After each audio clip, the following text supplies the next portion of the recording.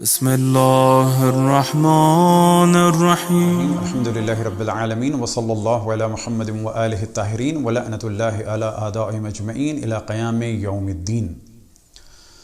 اس سے پہلے کہ ہم گفتگو کا آغاز کریں، اس جانب توجہ دلائیں کہ خداوند تبارک و تعالیٰ پاکستان کو سلامت رکھے اور ہر طرح کے فتنوں سے محفوظ رکھے، اسی طرح سے تمام اسلامی ممالک کی حفاظت فرمائے اور خصوصاً قبلہ اول اور بیت المقدس کی حفاظت فرمائے کہ جس کی جانب سے ان بنو امیہ اور بنو عباس کے جو پالتو قسم کے مفتی ہیں، کوئی بھی نہ ان میں جنبش دیکھنے کو آتی ہے اور نہ انہوں نے اس دوران ان خطرناک حالات میں بیت المقدس اور قبلہ اول کا کوئی ذکر کیا۔ اور یہ جو حالات انہوں نے پاکستان کے خراب کیے ہیں، در حقیقت اسی بیت المقدس اور قبلہ اول اور ان کے آقاؤں اور بادشاہوں، ان فاسقوں فاجروں کے دفاع کے لیے اور ان کی جانب سے توجہ ہٹانے کے لیے یہ حالات کو خراب کر رہے ہیں۔ تمام مسلمان فرقوں کا احترام ہے، تمام مسلمان ہمارے بھائی ہیں، ہماری جان ہیں، خصوصاً اہل سنت۔ اور یہ ذہن میں رکھیں کہ یہ جو جواب ہم دے رہے ہیں، اس جواب کی مثال یہ سمجھیں کہ اگر کسی کے بارے میں یہ کہہ دیا جائے، اگر کسی کے بارے میں آپ یہ سمجھتے ہوں کہ یہ آپ کے ماں باپ اور بہن بھائی کا قاتل ہے، تو یہ کلیئر کرنا فتنے کے لیے نہیں ہے بلکہ حالات کو صحیح کرنے کے لیے ہے۔ عام طور پر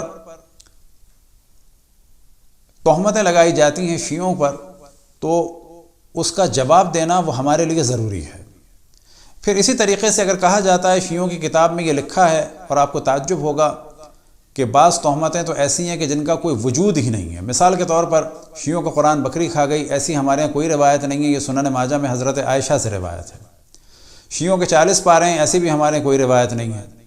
اسی طریقے سے رسول اللہ صلی اللہ علیہ وسلم پر وحی آنی تھی اور چلی گئی مولا امیر المومنین کی جانب، معاذ اللہ جناب جبرائیل سے غلطی ہوئی، ایسی بھی کوئی روایت ہمارے یہاں نہیں ہے۔ لیکن جب ہم کوئی چیز پیش کرتے ہیں تو پھر پریشانی ہوتی ہے، اور یہ پیش کرنا اسی لیے ہوتا ہے کہ آپ بھی دوسروں پر اعتراض نہ کریں۔ تو علماء اہل سنت کو یہ جان لینا چاہیے کہ آپ نے جھوٹی تہمتیں لگا کے پروپیگنڈا کر کے ان صدیوں میں لاکھوں کی تعداد میں، کروڑوں کی تعداد میں شیعوں کو قتل کروایا ہے۔ اب ظاہر ہے کہ دفاع کے لیے ہمیں بیان کرنا پڑتا ہے اور کرنا چاہیے، ورنہ ہم احترام کرتے ہیں، تمام مسلمان فرقے ہمارے بھائی ہیں، ہماری جان ہیں، اور ان کی جان مال عزت آبرو کا احترام ہے۔ اور اگر ہماری گفتگو سے کسی بھی اہل سنت کا دل دکھتا ہے تو واقعاً اس سے معافی مانگتے ہیں، اور لیکن ان کو یہ بتاتے ہوئے کہ اگر ہم یہ جواب نہ دیں تو آپ کے مولویوں نے ان صدیوں میں لاکھوں کروڑوں کی تعداد میں شیعوں کو قتل کروایا ہے ان تہمتوں کو لگا کر، لہٰذا آپ ان سے یہی سوال کریں کہ یہ اس قسم کی تہمتیں جو آپ نے لگائیں، اور وہ تہمتیں آپ نے بھی سنی ہوں گی، ہم بچپن سے اسکولوں میں سنتے تھے، کتنا ہم پر پریشر ڈیولپ ہوتا تھا، کتنی ہماری توہین ہوتی تھی۔ ان مولویوں نے مسجدوں میں چیزیں کر کر کے بچوں کے دماغ خراب کر دیے تھے۔ اب تصور تو کریں کہ فرسٹ سیکنڈ کلاس سے ہم ایک پریشر میں رہتے تھے، توہین ہوتی تھی، شیعہ بچے کاٹتے ہیں، شیعہ خون پیتے ہیں، شیعہ تھوک کے پلاتے ہیں، شیعہ بچے اغوا کرتے ہیں، اس کا قورمہ بناتے ہیں۔ آپ سوال تو کریں اپنے مولویوں سے کہ جی اتنے بچے شیعوں نے کب کاٹے، کہاں پر کاٹے، تو آپ کو اندازہ ہوگا کہ آپ کے مولویوں کے پاس کوئی جواب نہیں ہے، یہ تہمتوں کا سہارا لیتے ہیں۔ اور یہ تہمتوں کا سہارا انہوں نے اپنے بڑوں سے سیکھا ہے، بعض سے، کہ جنہوں نے مولا امیر المومنین پہ تہمتیں لگائیں، حضرت علی علیہ السلام کو حتیٰ کافر تک کہا۔ اب اس جانب ہم توجہ دلائیں کہ ان کی تو منطق اتنی عجیب و غریب ہے کہ جس نے ایک دفعہ رسول اللہ صلی اللہ علیہ وسلم کو دیکھ لیا وہ تو سپریم اتھارٹی ہو گیا، لیکن جن کے خون سے اور جن کے گوشت سے رسول اللہ صلی اللہ علیہ وسلم کا وجود ہے، یعنی ان کے والدین، ان کو کافر کہتے ہیں، جبکہ ان کے والدین قطعاً مسلمان تھے۔ کون سے مسلمان؟ حضرت ابراہیم کی شریعت پہ تھے۔ جب آپ حضرت اشرف الانبیاء کے والدین کو کافر کہیں گے تو نتیجہ کیا نکلتا ہے کہ اس کا مطلب ہے خود رسول اللہ صلی اللہ علیہ وسلم معاذ اللہ آپ کے حساب سے کہ کافر پیدا ہوئے، نجس پیدا ہوئے، مشرک پیدا ہوئے؟ نہیں، وہ دین ابراہیم پر تھے، وہ دین حنیف پہ تھے، وہ شریعت حضرت ابراہیم پر تھے سب۔ تو یہ سب توہین رسالت کے سلسلے بند ہونے چاہیے، توہین والدین رسول اللہ صلی اللہ علیہ وسلم کے سلسلے بند ہونے چاہیے۔ اب آپ تصور کریں، اس وقت ہم خطاب کر رہے ہیں، گفتگو کر رہے ہیں اپنے برادران اہل سنت سے، کہ آپ یہ دیکھیں کہ ہمارے نبی کے نواسے کے ذکر کو ختم کرنے کے لیے آپ کے مولویوں نے کتنے جھوٹ بولے کہ شیعہ بچے کاٹتے ہیں، خون پلاتے ہیں، تھوک کے پلاتے ہیں، خون کھانے میں ڈالتے ہیں، بچوں کے گوشت کا قورمہ بناتے ہیں، بریانی بناتے ہیں۔ آپ محسوس تو کریں کہ انہوں نے کتنے جھوٹ بولے ہیں۔ آپ ایسے لوگوں کے پیچھے نمازیں پڑھ رہے ہیں کہ جو اتنا جھوٹا پروپیگنڈا کرتے ہیں کہ جو شرق و غرب کا کوئی میڈیا نہیں کر سکتا جو آپ کے مولویوں نے جھوٹ بولے ہیں۔ آپ یہ دیکھیں کہ انہوں نے یزیدیت کے لیے نعرے لگائے، یہ آپ کو لے کے کہاں جا رہے ہیں؟ رسول اللہ صلی اللہ علیہ وسلم کے بعد اصحاب میں امہات المومنین میں اہل بیت میں جنگیں ہوئیں، جن میں سے جنگ جمل، جنگ صفین کافی ہے، اور واقع کربلا کہ جس میں رسول کے نواسے کو قتل کر کے سرطن سے جدا کر کے رسول کی نواسیوں کو اسیر کیا، اور آج آپ کے علماء کہتے ہیں شیعہ عزاداری کیوں کرتے ہیں؟ آپ عزاداری کے معنی ہے غم منانا۔ ہاں، غم میں ہم بعض چیزیں جو نکالتے ہیں وہ امام حسین پر جو ظلم ہوئے ان کے لیے کوئی سمبلز وغیرہ بناتے ہیں۔ آپ کے مولویوں نے فتویٰ دیا کہ ان کو دیکھنے سے نکاح ٹوٹ جاتا ہے، جبکہ فسق سے، فجور سے، شراب سے، زنا سے، اور خصوصاً جو ان کے مدرسوں میں چائلڈ ابیوز کا سلسلہ ہے اس سے نہیں نکاح ٹوٹتے۔ مسلمانوں کے رسول حضرت محمد مصطفیٰ صلی اللہ علیہ وآلہ وسلم کے نواسے کے ذکر اور نواسیوں کے ذکر اور مظلومیت سے نکاح ٹوٹ جاتے ہیں۔ آپ تصور تو کریں کہ ہمارے نبی حضرت محمد مصطفیٰ صلی اللہ علیہ وآلہ وسلم کے نواسے کے جلوسوں پر اور ان کی محفلوں پر یہ پتھراؤ کراتے ہیں۔ کیسے ہو سکتا ہے کوئی کسی کو نبی مانے اس کے نواسے سے اتنا بغض ہو، اس کی نواسیوں سے اتنا بغض ہو؟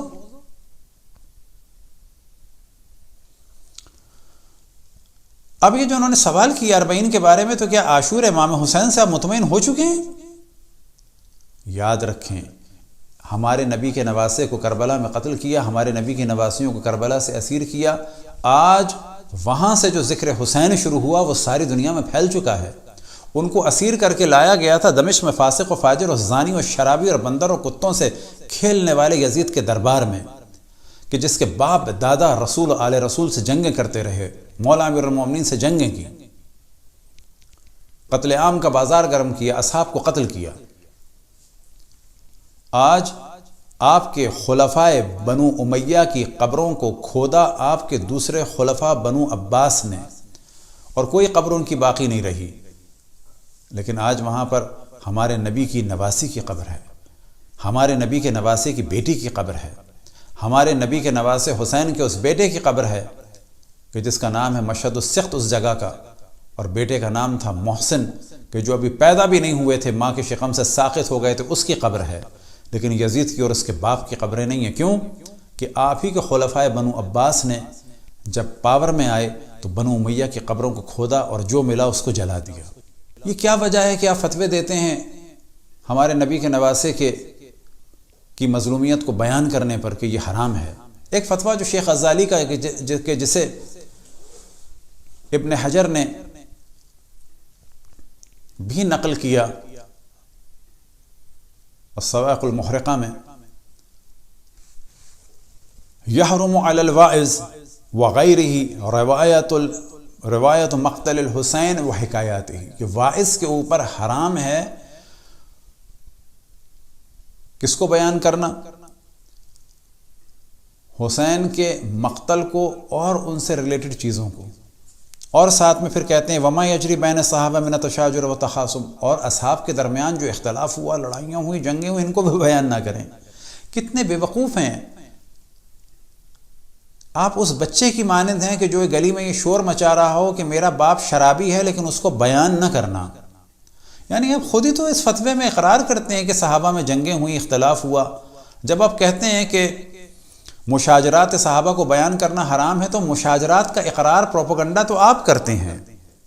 آپ کی کتابیں توہین رسالت سے بھری ہوئی ہیں، جس کی وجہ سے رنگیلا رسول رکھی گئی۔ آپ کی کتابوں میں توہین امہات المومنین اور توہین اصحاب ہے۔ ہم تو صرف کبھی کبھی ایک آدھ بیان کر دیتے ہیں، اصل تو آپ بیان کرتے ہیں۔ آپ نے جناب مالک کو کافر کہا، آپ نے عقیدہ بنایا کہ صحابی کافر بھی ہو سکتا ہے۔ بڑی عجیب بات ہے۔ تو یاد رکھیں کہ ہمارے رسول حضرت محمد مصطفیٰ صلی اللہ علیہ وآلہ وسلم نے امام حسین علیہ السلام کے فضائل اور ان کی شہادت کے بارے میں جو روایات بیان کی ہیں، کیا آپ نے وہ جمع کی؟ کیوں نہیں جمع کرتے آپ بیان کریں نا، کتنے ملائکہ ان پہ نازل ہوئے اور امام حسین کا غم بیان کیا، کربلا کی مٹی دی، ان ساری چیزوں کو آپ جمع کریں نا۔ نہیں کر رہے آپ، کیونکہ آپ رسول اللہ صلی اللہ علیہ وآلہ وسلم کو مانتے ہی نہیں ہیں۔ مانتے ہوتے تو آپ پورا مانتے نا، آپ تو ان کے دشمنوں کو مانتے ہیں۔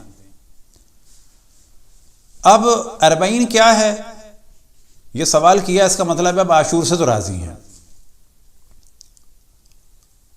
اس وقت تو عالم یہ ہے کہ مراکش میں آپ کے مولویوں نے عاشور بابا بنایا ہوا ہے، کرسمس بابا کی طرح سے۔ کہاں ہیں آپ کے فتویٰ دینے والے کہ یہ بدعت ہے، یہ حرام ہے؟ تو یاد رکھیں 40 کس لیے ہے؟ امام حسین کی فداکاری کو زندہ رکھنے کے لیے۔ کس لیے ہے؟ ان کی مظلومیت کو زندہ رکھنے کے لیے۔ تبھی تو آپ پتھراؤ کرتے ہیں کہ جب ان کی مظلومیت کا ذکر ہوتا ہے تو آپ کے باپ داداؤں کے جرائم بیان ہوتے ہیں۔ اور ایک وجہ کیا ہے کہ امام حسین علیہ السلام کے اہل حرم یعنی رسول اللہ صلی اللہ علیہ وسلم کی نواسیاں ایک قول کے مطابق اسی 40 میں واپس آئیں، اگلے سال یا اسی سال۔ اس یاد کو زندہ رکھنے کے لیے ہے۔ اور اسی سال یا اگلے سال امام حسین علیہ السلام کا سر بھی وہیں پر دفن کیا گیا۔ پھر اس 40 کو ہمارے رسول کی آل نے بیان کیا، ہمارے رسول کی حضرت محمد مصطفیٰ صلی اللہ علیہ وآلہ وسلم کی آل نے بیان کیا۔ آپ تو مانتے نہیں نا انہیں، ہم تو ڈنکے کی چوٹ کہتے ہیں، ہم آل کو مانتے ہیں، اصحاب کو بھی مانتے ہیں، لیکن جس نے بھی آل سے اختلاف کیا اس کو نہیں مانتے ہم۔ ایک ہمارا قانون ہے، آپ کا بھی یہی قانون ہے۔ آپ حضرت عثمان کے قاتلوں کو نہیں مانتے جو صحابہ تھے۔ اگر آپ مانتے ہیں تو برائے مہربانی مسجد بنائیے گا حضرت عبد الرحمن ابن ادیس کے نام کی، حضرت عمر بن حمق خزائی کے نام کی، حضرت جہجہ غفاری کے نام کی، اور جناب حضرت عمر بن حمق خزائی کے نام کی، جناب حجر بن ادئی کے نام کی، جناب حضرت محمد بن ابو بکر کے نام کی۔ آپ بھی نہیں مانتے، یعنی جہاں آپ کو بتا دیا گیا کہ یہ مخالف تھے حضرت عثمان کے، آپ تو لعنتیں بھیج رہے ہیں صحابہ پہ، وہاں آپ کیوں نہیں مسجدیں بناتے، ان کا ذکر کرتے؟ لیکن ہاں اہل بیت کا اگر آپ کو کوئی صحابی نظر آتا ہے مخالف تو وہاں پر آپ سینسٹیو ہو جاتے ہیں کہ نہیں ان کی کچھ نہیں بات کرنی ہے۔ حضرت عثمان کے قاتل کو آپ اگر صحابی ہیں جو بدری بھی ہیں ان کے لیے جو ہے آپ کی زبانیں کھلی ہوئی ہیں، ان کی آپ توہین بھی کرتے ہیں، وہاں پر آپ کو یاد نہیں آتا کہ یہ صحابی تھے۔ تو اصل معیار یہ ہے کہ آپ جس کو چاہے جو چاہے، حضرت مالک بن نویرہ رضی اللہ تعالیٰ عنہ کو آپ نے کافر بنا دیا، صحابیہ کی عزت لوٹ گئی، اس پر بھی آپ خاموش ہیں۔ ان کے سر کو کاٹ کر اینٹوں کے طور پر استعمال کیا، اس پر بھی خاموش ہیں۔ رسول کے والدین کو، دادا کو، چچا کو جنہوں نے پالا ان کو آپ کافر کہتے ہیں، جنہوں نے جنگیں کی ان کو آپ مسلمان کہتے ہیں۔ عجیب ہی منطق ہے۔ تو ہمارے رسول کی آل سے اس موضوع میں تاکید ہے کہ حسین کی 40 منائیں، زیارات بھی ہوئیں اور مومن کی علامت کے طور پہ بھی بیان ہوا۔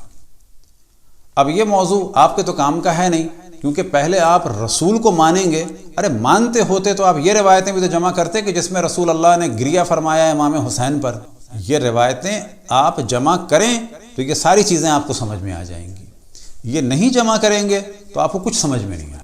تو رسول اللہ صلی اللہ علیہ وآلہ وسلم نے جب بشارت دی تھی کہ میرے 12 خلفاء ہوں گے نا، تو ان 12 خلفاء کو ہم مانتے ہیں، انہوں نے ہی اس چیز کا ذکر کیا ہے۔ بس اتنا جواب آپ کے لیے کافی ہے۔ اور سب سے اہم چیز یہ ہے کہ جو یہ سوال کرتا ہے کہ آپ غم حسین کیوں مناتے ہیں، تو وہ اندر سے یہ بتانا چاہ رہا ہے کہ ہم محمد مصطفیٰ صلی اللہ علیہ وآلہ وسلم کو اپنا نبی نہیں مانتے، کیونکہ جو جس سے محبت کرتا ہے اس کی آل سے خود بخود محبت ہوتی۔ بس اگر کوئی رسول اللہ صلی اللہ علیہ وآلہ وسلم کو اپنا نبی مانتا تو ان کی آل کی مصیبت پر خود بخود غمگین ہو جاتا، سوال کی ضرورت ہی نہیں ہے کہ آپ غم کیوں منا رہے ہیں۔ آپ کا پتھراؤ کرنا بتا رہا ہے، آپ کا جلوسوں کو روکنا بتا رہا ہے، آپ کے شیعوں کے جلوسوں میں جانے سے روکنے کے لیے تہمتیں بتا رہی ہیں کہ آپ رسول اللہ صلی اللہ علیہ وآلہ وسلم سے اور ان کی آل سے محبت نہیں کرتے۔ ہم دعا گو ہیں کہ آپ رحمت للعالمین کو مانیں، ان کتابوں کے ذریعے سے نہیں کہ جن کے ذریعے سے انڈیا میں رنگیلا رسول لکھی گئی۔ آپ کا پرابلم ہی یہی ہے کہ آپ نے رسول اللہ صلی اللہ علیہ وآلہ وسلم کو بھی نہیں سمجھا ہے۔ آپ رسول کی آل کو مانیں کہ جن کے اوپر صلوات بھیجے بغیر نماز نہیں ہوتی۔ یہ مسئلہ حل ہوگا تو خود بخود امام حسین کی عزاداری بھی سمجھ میں آئے گی، حضرت زینب کی عزاداری بھی سمجھ میں آئے گی، اور پھر یہ جو آپ حسن اور حسین اور زینب اور ام کلثوم اور علی اور عباس نامی لوگوں کو قتل کرتے ہیں نا، یہ بھی ختم ہو جائے گا۔ کیوں؟ آپ کا دل نرم ہوگا کہ یہ محمد مصطفیٰ صلی اللہ علیہ وآلہ وسلم کے اہل بیت کا نام لینے والے ہیں۔ آپ کے یہاں یہ نام ہی نہیں ملتے، آپ تو دشمنان رسول اور آل رسول کے نام رکھ رہے ہیں۔ آپ نے تو کوئی اہل بیت کے نام کا کلچر نہیں بنایا، آپ ان کے نام رکھ رہے ہیں کہ جو ہمیشہ رسول اللہ سے جنگیں کرتے رہے۔ اور سب سے افسوس کی بات یہ آج آپ نعرہ لگا رہے ہیں جو خلفاء کو نہ مانے وہ کافر ہے۔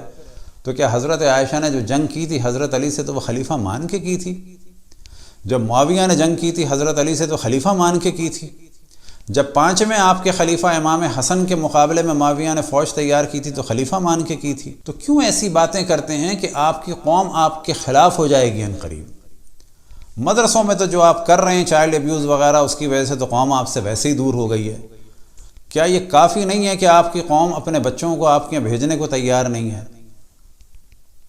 تو ایسے ہی لوگ آپ کے خلاف نہیں ہیں، آپ کی حرکتوں کی، آپ کے قتل عام اور آپ کے ظلم اور بربریت کی وجہ سے، اور آج آپ کی قوم بیدار ہو چکی ہے الحمدللہ ہمارے اہل سنت، وہ آپ سے سوال کریں گے کہ بتاؤ کتنے بچے غائب ہوئے، کتنوں کا قورمہ بنا؟